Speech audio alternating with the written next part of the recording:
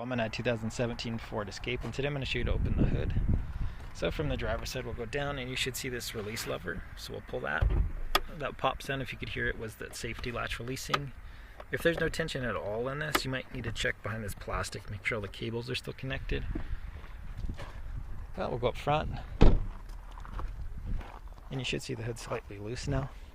And up here, we'll feel for our release lever, which is right here. So I'm going to push and lift. So push and lift. And there's this arm you can use to help hold the hood up. Sorry for the bad camera, but this arm's now holding the hood. This is what that latch looks like, which leads over to here. Make sure there's no debris stuck in here that needs cleaned up, nothing bent or broken. If any of this is sticking a lot, maybe try some WD-40 to loosen this. And then this is what it was hooked on to. Let's make sure this isn't bent or anything.